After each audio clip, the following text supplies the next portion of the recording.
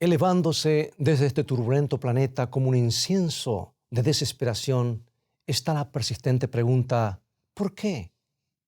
¿Por qué me hiciste esto, Señor? ¿Por qué permitiste que Juan muriera? ¿Por qué permitiste que mi esposo se fuera cuando yo más lo necesitaba? ¿Por qué permitiste que el auto derrapara, el avión se estrellara, el bote se hundiera, el hotel o la casa se quemaran? ¿Por qué me quitaste la vista, Señor? Mis piernas, mis brazos. ¿Por qué no puedo caminar? ¿Por qué soy un prisionero o prisionera para siempre en esta silla de ruedas? ¿No me quieres, Señor? ¿No te importa? ¿Tiene Dios una respuesta? Una respuesta suficientemente convincente como para cambiar la sinfonía de lágrimas en un dulce canto de confianza o aún en una rapsodia de gozo. Mantente en sintonía.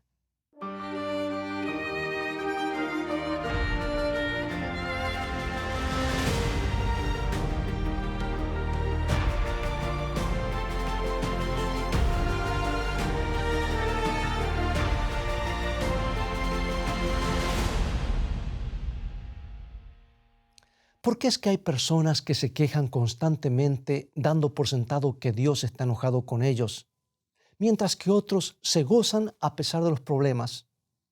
Y si son tratados injustamente o aún perseguidos por su fe, ¿lo consideran como un honor? Pareciera que cuanto más son perseguidos, más felices se sienten. ¿Cómo es que una persona en sus cabales puede experimentar el gozo en medio de la persecución? El apóstol Pablo y su compañero cantaron en la prisión. Algunos de los mártires murieron cantando. Y cuando las llamas consumían a Juan Hus, él comenzó a cantar y continuó hasta que su voz fue silenciada por el fuego. El apóstol Pedro escribió a los primeros cristianos. Leo en 1 San Pedro capítulo 4, versículos 2 y 13. Amados, no os sorprendáis del fuego de prueba que os ha sobrevenido, como si alguna cosa extraña os aconteciese, sino gozaos por cuanto sois participantes de los padecimientos de Cristo, para que también en la revelación de su gloria os gocéis con gran alegría. Regocijaos, gozaos, eso es lo que dice. Y mi escritora favorita, Ellen G. White, lo dice de esta manera en el libro Deseado a todas las gentes, página 19. Dice: de todos los dones que el cielo puede conceder a los hombres, la comunión con Cristo en sus sufrimientos es el más grave cometido y el más alto honor. ¿El más grave cometido? ¿El más alto honor? Tú puedes decir, ¿cómo puede ser esto? Si hemos de entender el problema del sufrimiento y por qué Dios lo permite, debemos entender el conflicto que ha estado desarrollándose entre Dios y Satanás, el ángel caído, por miles de años.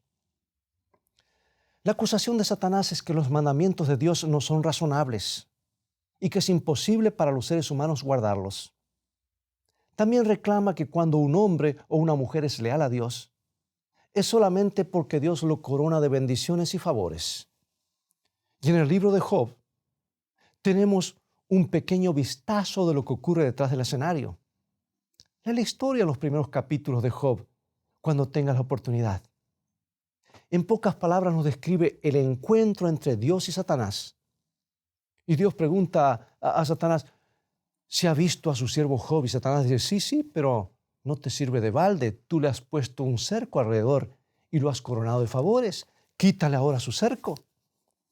Quítale todo eso y verás si no te maldice en la cara. Pero Dios tenía confianza en Job. Le dijo, hazlo, quítale todo lo que tiene y verás lo que pasa. Así que una serie de calamidades cayeron sobre Job, una tras otra en rápida sucesión. Perdió todo cuanto tenía, incluso su familia, excepto su esposa. Pero todavía servía a Dios. Job seguía sirviendo a Dios. Y Satanás se quejó de que Dios no le había permitido tocarle su cuerpo. Si le permitía tocar el cuerpo de Job, seguramente olvidaría su lealtad. Así que Dios le dijo, hazlo, solamente no toques su vida, conserva su vida. y entonces las llagas. Tú sabes la historia. Pero aún Job permanecía leal a su Dios. Y dijo Job, lo que aparece en el capítulo 13, versículo 15. He aquí, aunque él me matare, en él esperaré. Ahora, Job, por supuesto, no sabía lo que estaba ocurriendo detrás del escenario. Si él hubiese sabido, habría echado a perder la prueba. Pero también si lo hubiese sabido, ¿no te parece que él hubiese considerado un alto honor que el Señor pudiese confiar tanto en él? Nota, sin embargo, y esto es muy importante, al leer la historia, que es Satanás y no es Dios quien inicia todas las calamidades. Dios no es el autor de los problemas, solamente los permite. Y Él pesa y mide cada prueba que permite para que no sea demasiado. Así que la siguiente vez que te encuentres pasando a través de las experiencias difíciles, recuerda que Dios piensa que tú eres lo suficientemente fuerte para soportarla, y eso es un honor, ¿verdad? Que quede bien establecido, bien claro en tu mente, amigo y amiga, que Dios no es el originador de los problemas. Satanás, el enemigo, pinta a Dios como un cruel y duro tirano, trayendo calamidades cada vez que tiene la oportunidad. Y la tragedia es que tiene millones que todavía le creen, pero eso no es cierto. Esos atributos son de Satanás, no de Dios. Ahora, si quieres saber cómo es Dios, mira a Jesús. Recordarás lo que Jesús dijo, que está registrado en San Juan, capítulo 14, versículo 9. Dice, el que me ha visto a mí, ha visto al Padre. Jesús alivió el sufrimiento doquiera lo encontró. No podía soportar ver a alguien sufriendo. Nadie murió en su presencia, no podían. Había aldeas enteras donde no había enfermos porque Jesús había pasado por ellas y había sanado a todos. Así es como es Dios. Hubo dos excepciones aparentes. En ambas, aparentemente, a Jesús no le importó. En una ocasión, cuando su amigo Lázaro, esa fue una ocasión, escuchando que Lázaro estaba enfermo, Jesús no fue a verlo inmediatamente a él y a sus hermanas, sino hasta cuando supo que Lázaro había muerto. Esperó 2 días y no hizo nada, y más días y no hizo nada. Y los discípulos estaban turbados y se preguntaban, ¿será esa la manera como ha de tratar a nosotros? Pero Jesús tenía una razón. Él estaba esperando llegar hasta Lázaro para obrar su mayor milagro. Y a propósito esperó. Llegando a la tumba después de 4 días de la muerte de Lázaro, para que cuando Él lo llamase de la tumba, aún sus más enconados enemigos no pudiesen decir que Lázaro en realidad no había muerto. Y Jesús tenía algo más en mente al demorarse. Él sabía que a través de los siglos, muchos de sus seguidores, muchos de sus amigos más cercanos se enfermarían como Lázaro enfermó. Y los seres queridos en su preocupación irían sobre sus rodillas para contárselo a Dios. Y no habría una respuesta visible desde el trono. Parecería como que al cielo no le importara y sería difícil de entender. Pero Él quería que ellos supieran y que nosotros supiéramos hoy que más allá de la demora está el día de la resurrección y tenemos su promesa, y más que una promesa, porque al llamar a Lázaro a la vida, demostró que a él le es posible cumplir esa promesa. Bueno, hubo otra ocasión cuando aparentemente a Jesús no le importó, y fue cuando Juan el Bautista fue dejado solo y finalmente pereció en un calabozo. ¿Por qué? ¿Por qué Jesús no libró milagrosamente a este fiel profeta, el más grande que ha vivido, como dijo el mismo Jesús, que había preparado el camino para su ministerio? ¿Por qué por lo menos no fue a verlo para confortarlo con su presencia? Juan no lo entendió. Los discípulos no lo entendieron. Y aquí quiero leer un párrafo inspirado del libro El deseado de todas las gentes, el mismo libro que mencioné hace un momento, que habla de compartir los sufrimientos de Cristo como el honor más alto. Leo en la página 196 del deseado de todas las gentes. Gustosamente habría librado a su siervo fiel, pero por causa de los millares que en años ulteriores debían pasar de la cárcel a la muerte, Juan había de beber la copa del martirio. Mientras los discípulos de Jesús languidecen en solitarias celdas, o languideciesen en solitarias celdas, o pereciesen por la espada, el potro o la hoguera, aparentemente abandonados de Dios y de los hombres, ¿qué apoyo iba a ser para su corazón el pensamiento de que Juan el Bautista, cuya fidelidad Cristo mismo había atestiguado, había experimentado algo similar? Sí, qué consuelo habría de ser la experiencia de Juan para los miles que a través de los siglos debían pasar por la prisión y la muerte. ¿Pero por qué debían pasar? ¿Por qué la palabra debían? ¿Por qué miles de mártires? Sabemos que la sangre de los mártires era como semilla para la propagación del Evangelio. ¿Donde un mártir perdía la vida? Miles, animados por su fidelidad, su valor, sus cantos al morir, se levantaban a tomar su lugar. Era Satanás, no Dios, quien inició la muerte de los mártires. Pero ellos no murieron solos. Los ángeles estaban con ellos, así como estuvieron con Juan el Bautista. Y Jesús mismo se inclinaba sobre ellos tiernamente mientras exhalaban su último aliento. No tenemos duda de lo que Dios deseaba hacer. Él hubiese querido librar a cada uno de sus siervos de la muerte. Él no permitiría que ninguno de su pueblo muriese si no fuese necesario, porque la muerte no es parte de su plan. Él evitaría cada caída de avión, cada accidente, cada enfermedad, pero todavía no lo hace. El conflicto no ha terminado. Y Satanás acusaría a Dios de injusto si él constantemente estuviese favoreciendo a su pueblo sobre sus enemigos. ¿Recuerdas a Job? No solamente eso. Hombres y ángeles y todos los mundos no caídos deben ver y entender la maldad, la crueldad y los horribles resultados del pecado.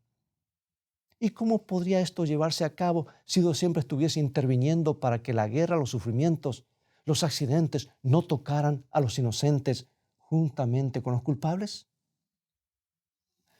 Yo pienso que puedes ver ahora que Dios necesita Jobs en cada época, en cada generación. No importa cuán corrupta, no importa cuán poco favorable sea el medio ambiente, Dios necesita a alguien que pase la prueba. Él necesita a alguien para decirle a Satanás, este hombre, esta mujer, me seguirá siendo leal, no importa lo que tú le hagas. ¿Y quién diría que no es un alto honor ser elegido para tal demostración?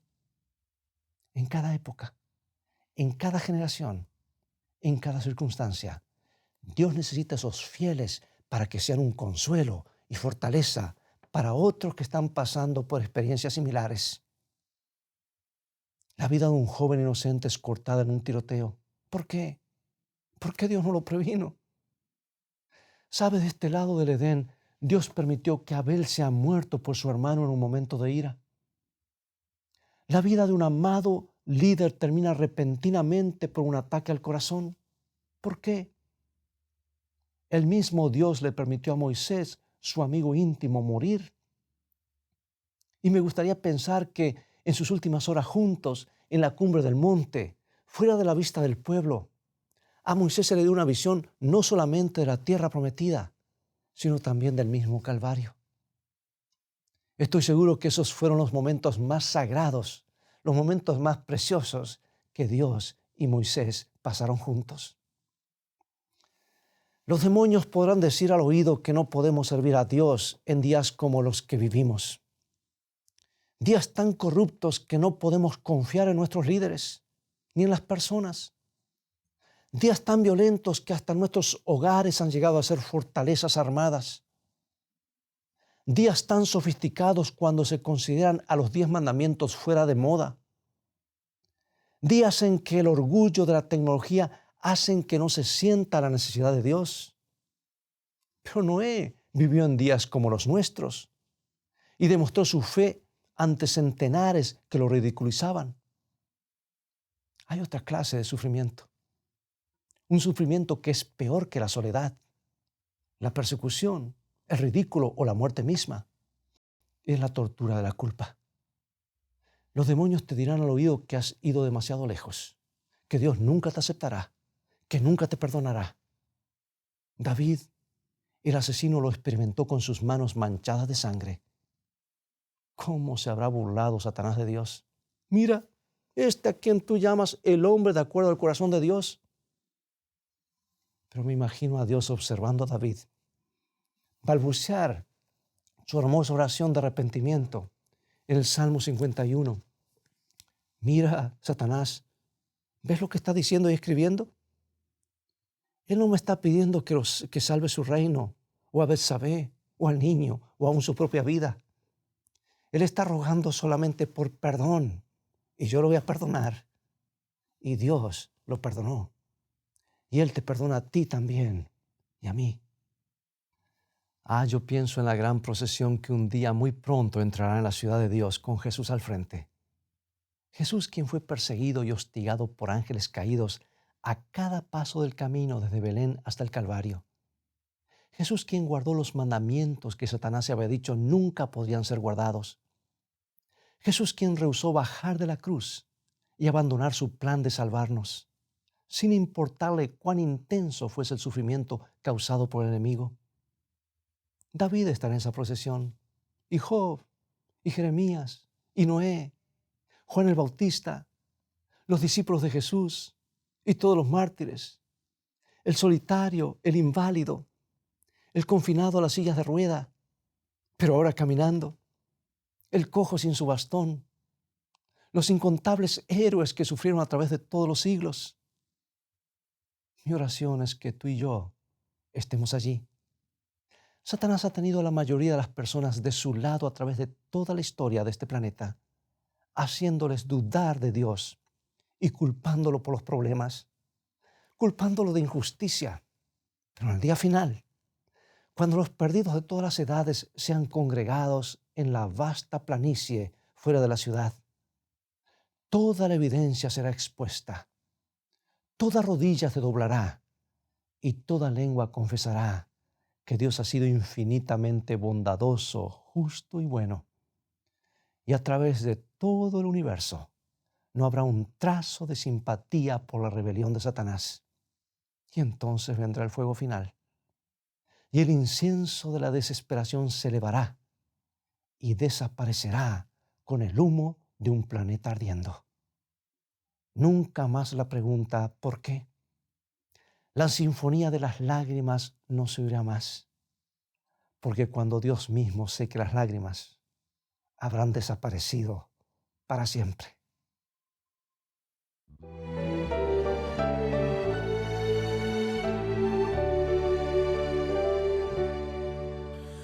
Venid a mí los tristes, cansados de pecar. Yo soy vuestro refugio. Venid a descansar.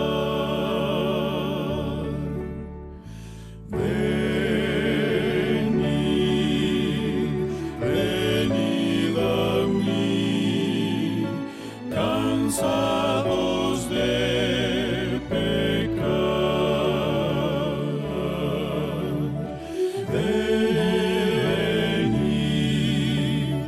venid a mí, venid a descansar.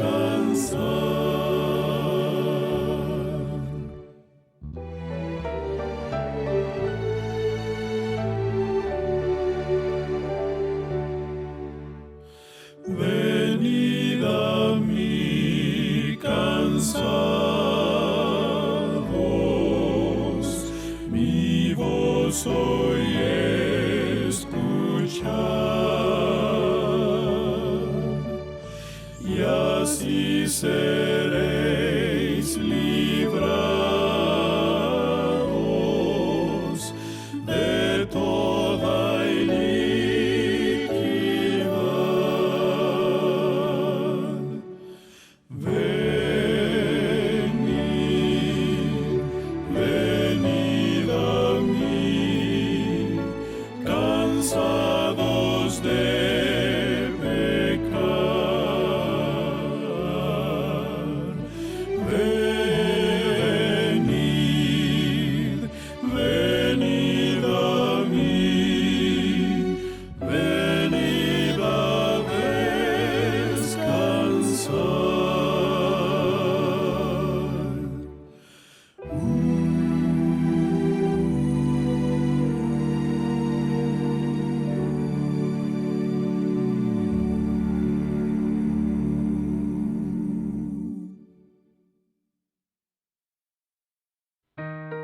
Acompáñame en oración.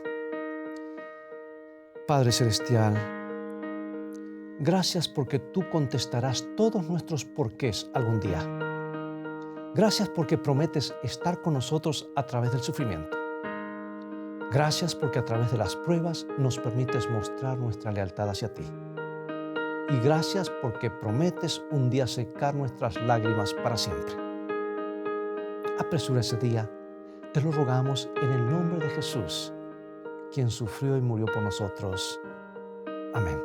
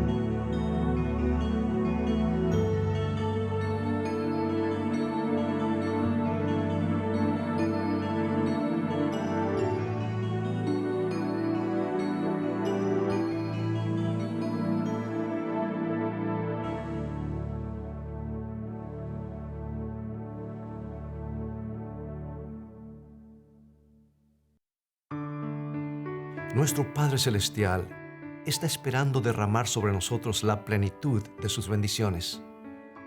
Es privilegio nuestro beber abundantemente en las fuentes del amor infinito. Qué extraño que oremos tan poco. Dios está pronto y dispuesto a oír la oración sincera del más humilde de sus hijos. ¿Por qué han de ser los hijos e hijas de Dios tan remisos para orar? Cuando la oración es la llave en la mano de la fe para abrir el almacén del cielo, en donde están atesorados los recursos infinitos de la omnipotencia.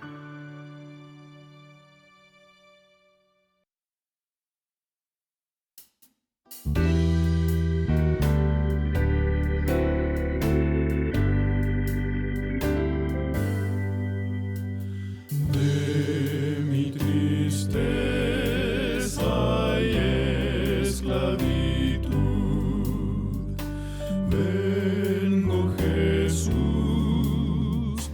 vengo Jesús,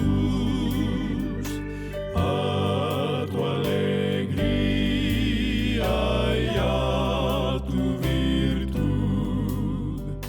Vengo Jesús a ti. De mi pobreza y enfermedad a tu salud y rica bondad, a tu presencia de mi maldad. Vengo Jesús a ti.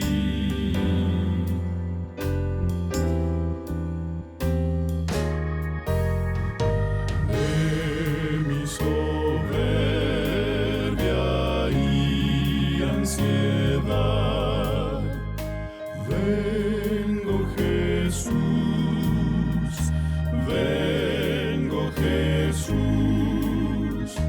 para morar en tu voluntad. Vengo Jesús a ti. De mi tristeza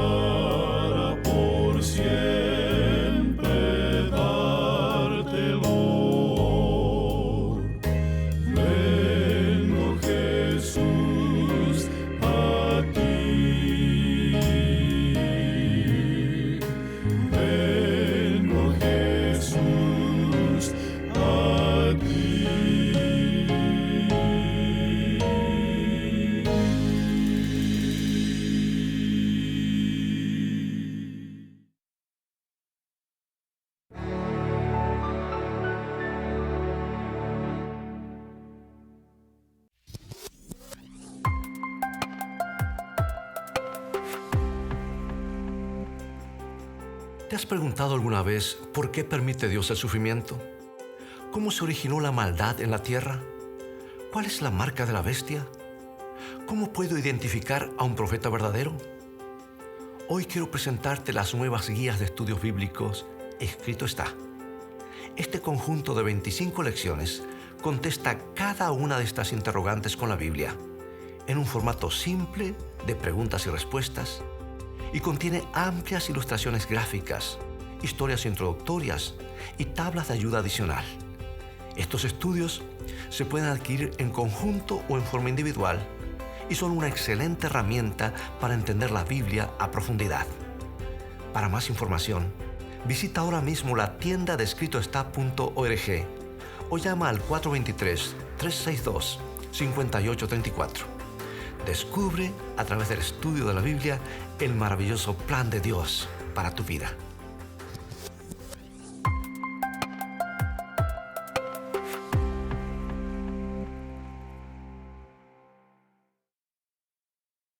Amigo y amiga, es todo el tiempo que tenemos por hoy y ha llegado el momento de despedirnos.